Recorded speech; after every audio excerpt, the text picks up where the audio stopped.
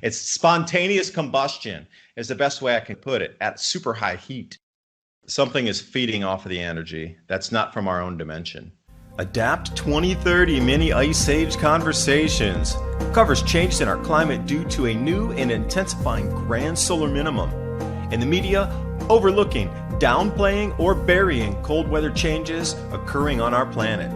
This is in order to keep the global warming agenda steaming full speed ahead.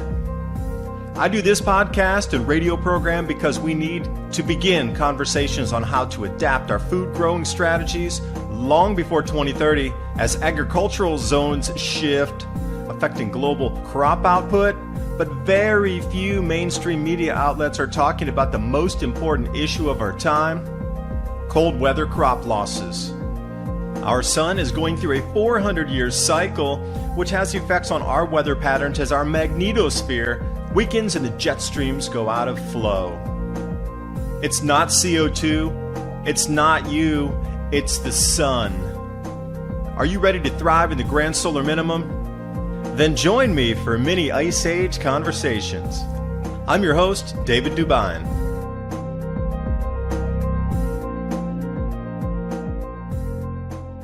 And you understand energy, so you probably get the point I'm trying to make. Yeah, I mean, it just takes me right to the California fires, wondering about that at a whole different level. Of course, there was so many things spoken of those, including seeing lights coming out of the sky and all that. And there's just so much going on here. There's such a level to it. And yeah, you really got to view these people as being totally inhuman at the top level. It's like, how could they possibly be human and be doing what they're doing? With knowingly doing this, causing so much destruction and still planning for more. Yeah, the only way I can possibly go out on that is into an interdimensional thinking on this, because that's the only way I can rationalize it. Something is feeding off of the energy that's not from our own dimension. And, dimensionality is quite known. Eat a handful of mushrooms and see if you don't jump into a different dimension. I mean, the dimensions are around us. They've been talked about since time immemorial, that we exist in a multiverse, like many different dimensions within our own. We're just in the third. So something else is happening interdimensionally there too. I mean, that's the only way I can possibly rationalize this. That's my conclusion. Ultimately, from everything I've learned and I have some really good sources as well that I've been pulling from that have just been confirming to me that probably the guy that's had it the most right over the last 20 years or 30 years now is David Icke. And when I first watched him, I thought, well, he's really interesting and it's fun listening to it, but I think he's probably a loon. But, I don't think that now. And, with my own experiences I've had, and as I've said, I got some sources that are tied in and know some things, and I trust them totally. And it's just been more confirmation to me. And then when you start looking back through history and you just look at all the tales that we see all across the globe of these different types of beings, all these legends are basically the same. And so you were talking about Sasquatch, and in the Hindu legends, there's what's called the Rakshasas, which are a different type of being, and they're almost like a guardian being, and they're actually interdimensional, which would also explain how you could see a Sasquatch and then not just shortly thereafter. But they're actually thought to be some of the guardians of Shambhala and some of the mythical cities and places. And it's not just that, but there's so many legends across the globe about the interdimensional aspect of life here on the planet and all these different types of beings. And I have some friends that are Native American that have shared with me just recently some stuff that they don't tell to the public. And it's right there. It's all right there. It's completely what we're talking about. The fact that, yeah, this planet is actually ruled by these interdimensional energies. And speaking of cycles, my new book with my co-author Bill Porter, Climate Revolution, a must-read for understanding our sun-driven climate. As we progress deeper into this new Eddy grand solar minimum, weather extremes leading to global food scarcity and higher food prices are here now. This book describes the expected changes, how to survive and thrive during future challenging times, and also practical preparations. The entire book is interactive with over 250 links, so you can click and go out to the scientific aspect of what we're talking about with the repeating cycles in this grand solar minimum. The science is explained so you understand the mechanisms. The solutions are there because we know we're going to face these exact same problems again that were faced in the Maunder minimum, the Sporer minimum, the Wolf minimum. Find designs for building greenhouses, grow guides, beamed soil techniques, as well as bioreactors to create your own growth hormones for the soil. Available now, the new Adapt 2030 Climate Revolution. The link's in the description box below. Beings that control the consciousness of the elite. The elite are really just pawns in this, and some of them are what we would call possessed. And these beings basically exist in the lower astral realm. And that's the realm just above our 3D. You can think of it as the lower part of the fourth dimension. But there's also benevolent beings that exist up above that have been demonized by really kind of fundamentalist thought. And when you look at fundamentalist thought, it's the dominant thought on the planet as far as the religions go, with the bulk of the people being of that persuasion or of really no persuasion. The indigenous people across the planet have been wiped out, just totally wiped out. There was, of course, the witch burnings over in Europe. We had the Inquisition, and so much of that was really just finding people that were intuitive, had psychic gifts, knew how to use herbs. We have the naturopathic doctors getting hit now. There's been so many naturopathic doctors that mysteriously have died. Of course, we had the invasion of the Europeans into the Americas, both down in Central America, South America, and North America, and basically wiping out all those indigenous people that were very, very aware of the multidimensionality of our existence and very aware of the beings that are described all over as Nagas and different like reptilian beings, serpentine beings. The legends are everywhere, and we have statues of them coming from all different cultures. It's pretty clear, really. To me, it's pretty obvious once you start really looking at all the traditions, all the cultures, and then we take our modern day mythology, quote unquote. If you ever listen to David Wilcock or Corey Good, or there are so many people, that have been whistleblowers and coming straight out and talking about the whole secret space program and the fact that, there are extraterrestrials, there's also interdimensionals. That is definitely my conclusion as well. Yeah, and I wanted to allude to the Sasquatch being able to disappear and appear. What they've done with these hair samples is it's almost like these cars. Some of those cars that, they're one color, but when they move around a corner and the sunlight hits them different, the paint it changes different color. You see them all over the place now, these cars. Used to be kind of unusual to have one, but now there's kind of paint that changes as it moves around. Well, they're finding that there's like this chlorophyll colored green within the hair that allows some color change. It's sort of like a chameleon, but it's hair. So in these hair samples, they're finding some of this like chlorophyll green that allows, the same kind of blending or, changing of color. So that could definitely perhaps explain why things are there for a moment and then they're gone, or you get that shimmering kind of effect and they're gone. But these things are incredibly fast too. Like if they were just to jump, they're up 20 feet, and the massive size of these things and how fast they move and how fast they can run. I mean, for us, it might be a blink of an eye. And if they were able to use that kind of fur or the hair and camouflage themselves for just a split second, they could be outside your view within like a quarter of a second or half a second. That's how fast they move.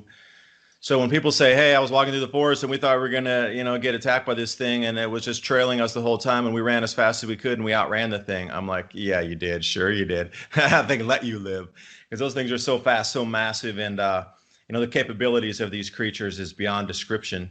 But they have that thing, a physical aspect of it as well going on with the hair there that's allowed to change color.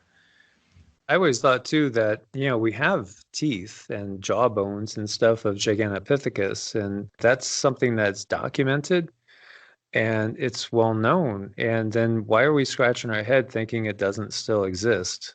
Are you familiar with Gigantopithecus?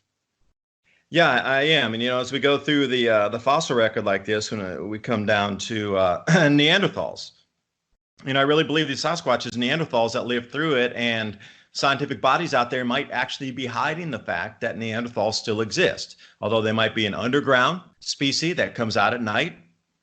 When they see these things, they always say the eyes glow red. Well, you see the same thing in nocturnal species. You ever take a look at a possum with a light, those eyes turn red. You take a look at a raccoon at night, well, those eyes turn red. It would be no different than if you're taking a look at a species that is out at night, that you would see the red eyes. So there's all these things going on that definitely it's a nocturnal species. And then why would our scientific bodies lie to us that there's another bipedal hominid species around still to this day? I'm sure the numbers have been knocked down greatly, because you got to realize, the conflict between human and Neanderthal, I mean, that goes back time immemorial. There was even somebody who wrote a book called Us and Them on how dangerous these things are for us and how dangerous we are to them if we organize in bands of hunters to try to repel these things. Think about, through history, how many of them have been wiped out, or how many have we killed back into just numbers? Maybe that's why they're, flee every time they see us, and they're running in the forest, living way out there. What's the true global species count of Neanderthal or Sasquatch still living out there in the forests? Probably substantially less than there were 2,000 years ago. Exactly. And, here in where I am, there's something called Boojum, and Boojum is kind of like half Sasquatch, half giant mountain man. And so again, that would be something that you could see being some sort of Neanderthal leftover or something interesting, some sort of hybrid.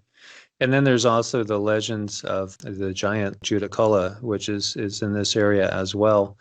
And when I went up to the Devil's Courthouse, which is where this giant supposedly ruled this whole area, and basically, according to legend, he would be the judge between disputes between the Native Americans that were here, other giants, and as well as the animals and also interdimensionals that were living here. And there's so many legends of little people here. And I've had so many people that have become friends here tell me that they've had encounters with little people, they've had encounters with Sasquatch, on a regular basis. There's so many people here that have these encounters right now in this time frame. They don't say anything about it because, they don't want to be looked at as being crazy, but if you're open to hear about it, they'll most definitely tell you. And so, this is all part of the programming with the kids. Look at our kids growing up. They have invisible friends and they're told, oh, no, you don't. That's your imagination. They're not really real, because they want to close that whole side down, because that's who's really in control on this planet are beings that are interdimensional themselves. And that is why they want to give us this world, which is so Newtonian and just like a big machine. They don't want us to know really how things really, really work, and the fact that there are beings all around us at all times, just on slightly different vibrational scales than we are, because they want to keep themselves hidden as much as possible. And then they keep us divided, and then they give us their religions, taking truths and things that had value and truth to them and twisting them so that they could use it to their advantage and keep us under control, keep us afraid of demons around every corner. When you get down to it, there's really not black and white. There's a million different shades of gray. And even when we're talking about different species, not every human is good, not every human is bad. Every human is a sliding scale between the two extremes. Probably the same with other entities as well. So, there's even the chance that there is some less malevolent, whether we want to call them Draco reptilians or whatever we want to call these beings, than others. So perhaps the ones that are running this show are just particularly nasty and malevolent. Yeah, because even when we go back into the Sumerian legends, the two kings battling it out here to save the species that they created or to annihilate the species. Enki, and they got into it in an actual spiritual war that is still to this day written down in the cuneiform text about who created us, what was the outcome. One was a destroyer, one was a savior, and we still have the same exact thought moving through all the religions: the destroyer, the savior. And it comes back, we have to go back into the Sumerian times to even think about from Enlil and Enki. You're telling me that's something from 8,000 years prior and continuously moving forward. Yeah. Well, actually, I wouldn't say it. That's when the cuneiform texts were talking about it, but actual creation, myth, and legend going back 400 or 500,000 years. Yeah, there's a lot out there that's super deep. And then, also, I wanted to ask you a vibrational frequency question. Talking about the Indian Vedas, we were in the Kali Yuga, Iron Age, and like we can't go any lower vibrationally than as a human species than this Iron Age. It doesn't get any lower. And we're exiting out of that now. And this comes right in with the vibrational frequency changes in the sun, exiting out of the Kali Yuga, ascending into the Dwapara Yuga. So these old, heavy, dense iron types of vibration, top-down power structures, I don't know, can they exist into the future? Or is this part of the mass awakening that we're seeing where everything is becoming vibrationally higher? So those old entities that are so low, dense vibration can't really exist anymore. And we're kind of in this overlapping layer now where there's a lot of truth coming out. I'm interested in that myself. Yeah, that's it exactly. They know their time is short and they are going to lose their resources, their food supply, so much like the Matrix. I think we had talked about that as well, because we are batteries. we generate emotions that are powerful, energetic source. That's part of this whole thing is we could see what their battle plan is. It's a scorched earth policy. And we are going to a place where they can't go because they're just of a much lower frequency and they're not going to be able to go there. And we are. And so they're going to lose their resource and they might as well destroy it. That's kind of their mindset, might as well try to destroy it, clutch onto it. I actually, feel that they cultivate the lower vibrational frequencies so clearly, so obviously through our society. It's been a mechanism to keep us in this constant loop. TrueLeafMarket.com. I really want to talk about growing your own food, which will be a necessity moving forward. There's so many ways that we can go about growing different types of vegetables that we're going to need. Microgreens are incredibly nutritious. They're super fast to grow. In less than a week, you can have something that you can eat. Also, sprouts. We can get those a little bit taller, a little more dense, a little bit larger volume on the vegetation mass coming off of there. So how do you know what kind of sprouts to grow? How about wheatgrass or herbs? What about different types of herbs that we can add to our foods? Now, what I just described to you, there's a full range of starter guides there at TrueLeafMarket.com for you to take a look at. Even if it's just for your own knowledge and you don't purchase something from them, at least get the information so you know how to grow microgreens, you know how to grow sprouts, you understand what some of the herbs are for. TrueLeafMarket.com. Use the link below and give yourself the gift of organic and heirloom seeds.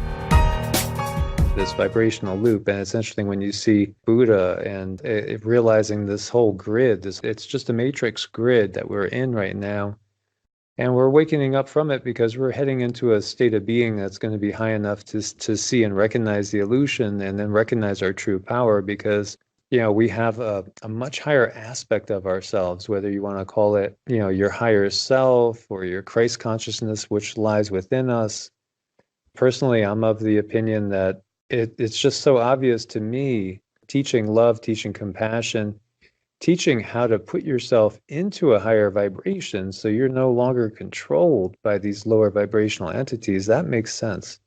So this is how I feel that they've basically gone in after we get a great teacher, after we have what the Indians would call rishis, or in today's terms, ascended masters, beings that are much, much higher vibration, that come and they take flesh in order to teach us. And when you look at these great teachers come in at certain time frames, they tend to come in bunches a lot of times. Like we had Lao Tzu, we had Confucius, Mithras, and they all come in the same 100 years. They're even within 50 years of each other.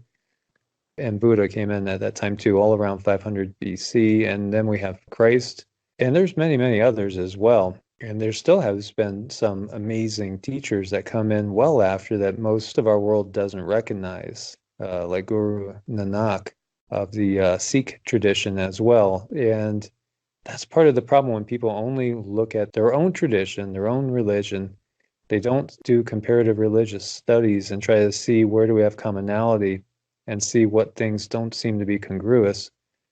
And just also not even reading the books themselves, but just listening to their preachers or their favorite pastors, priests, what have you. And just think about that. The Roman Catholic Church, the Bible wasn't available to anybody for 1200 years, 1300 years. It wasn't available to the common people, wasn't even translated out of Latin.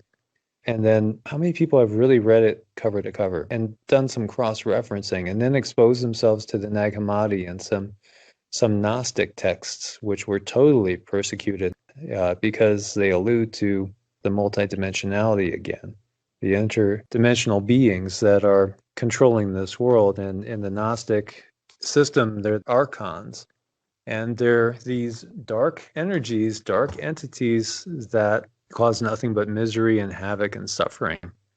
So, of course, the Gnostics were completely persecuted, along with all the other ones that we talked about as well. Because that one from the Gospel of Thomas, one of the scrolls that was left, what's the Nag Hammadi scrolls that was left, and it says, split a log and I am there, lift a stone, I am there. So again, it's not about, you don't have to go into a house of worship to find. It's everywhere. It's in the energy field around us. You talked about that earlier, somebody in South America and North America, everybody's connected because, they've gotten us to not even look at air as energy any longer, but all the atoms and molecules of oxygen, nitrogen, carbon dioxide, et cetera, that's an energy field between us. We don't think that we're actually touching the next person over 2 feet or 3 feet from us, but we are. We're in the same energy field as them because all the atoms and molecules are energy field as well. So whether it's less dense, going into water, obviously you can feel it's a denser medium. Most definitely. So yeah, we have to be mindful of our own energies and recognize our own power because we have so much inherent power in us. There are so many yogis that have done amazing miracles, all the miracles that we've seen attributed to say Christ, for instance, and there's many others as well throughout different religious traditions. These yogis have done as well, been seen levitating, actually creating a second body and manifesting it in different areas. Healing the sick, it's just something that is done in all these traditions. And in the Buddhist tradition, there's a rainbow body, which is pretty fascinating. Through the meditation and mantras, there's been a lot of cases where the monk will be there and then he won't. Maybe his fingernails are left, his clothes are sitting there, his hair might be left.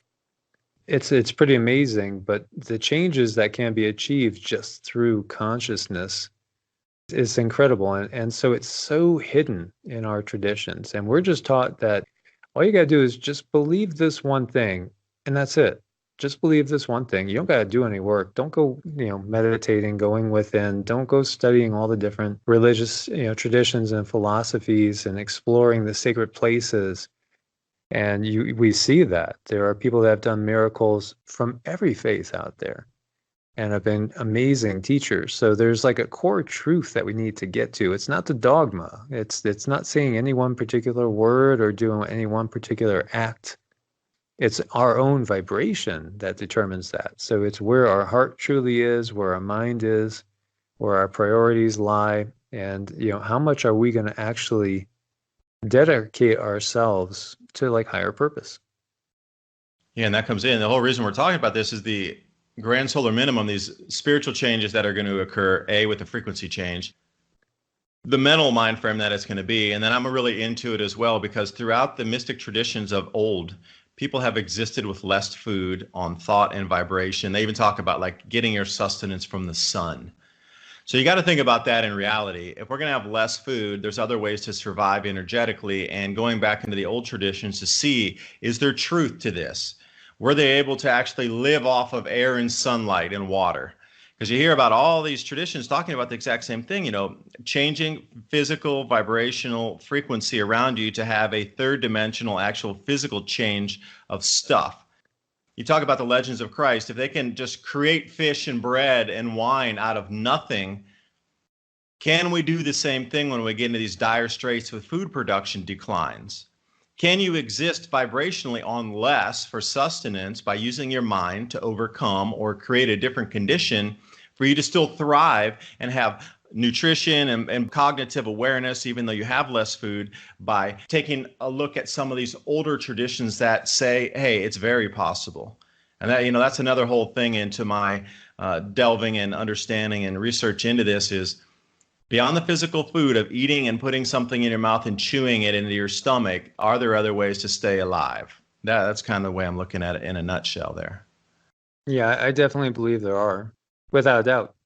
I think that is part of our past history and part of the future as well. And when you see when Christ came back, if you do believe he did come back, first they didn't recognize him, but he did eat and drink with them. But he did a choice. He didn't have to. So that's part of it. But there's so many legends, and there's been yogis that have been monitored for, I think it was either 30 or 40 days, multiple times, no food, no water. Now, no water, you should be dead. You might be able to make it 30, 40 days without food. But water, no. You're not supposed to last more than like 4 or 5 days without water. And I do have a friend that many think is crazy that he does basically a dry fast for a week at a time on a regular basis. And he doesn't take in any water or food for a week. And he's fine. And, he stays 6'2", 220. It's pretty amazing. It's not even calories in, calories out. It's energy in, thought out, maybe something like that. Because imagine if you were to come off the grid. You talk about keeping us on the grid. Imagine if these ideas were to be pervasive through a society. How many people would stop eating or consuming as much weekly, monthly, and how much would that affect the economy? Oh, totally. And also keep us in lower vibrations because we do start rising higher when we fast. There's a reason why there's always these prolonged fasts in all traditions before the person achieves enlightenment. And so that's just a part of the tradition. But right now, what's interesting too is that I was just talking to a friend that is very connected in these type of circles. And a lot of people are going through the energetic changes where even people that were vegan or even raw foodists are now actually finding that they have to have a piece of fish or something heavier that they usually wouldn't eat just to kind of ground them and try to get them to feel more balanced in these energies. But on the overall, it seems like more and more people are heading towards veganism and eating lighter and lighter. At least the people I've been talking to in my circles. It seems like more and more people are experimenting with different diets and just listening intuitively to what they need because our bodies are restructuring right now and we're getting hit with so much energy, radiation that we gotta listen to that intuitive voice and pay heed to it. Yeah, that's true. And I don't know if you know Mavstar. Are you familiar with Mavstar out there on the internet? He's starting his own radiation monitoring network because the European Space Agency Swarm, which used to give us the Earth's magnetic field data, quit publishing results in 2016. So he took it upon himself to give monitors out to people across the world, and then they collate the data. Are you familiar with Mavstar? Yes, yeah, I am. You know what the readings were? 7 days. How much do you think the magnetic field intensity of our planet dropped in 7 days? Wild guess. I'm sure I don't want to hear it. 5%. 5% in 7 days. Yeah, and this was just a couple weeks ago. So that whole massive energetic change phase that rolled through the last couple weeks, that could very well have something to do with that. These changes for sure are going to be coupled with magnetic field changes on the planet, as well as intensity changes in the sun. So I think it's going to be a coupling of both. Which one is the driver of the other? Does the sun affect the magnetic field, or is it just the magnetic field on its own thing, allowing more effects from the sun?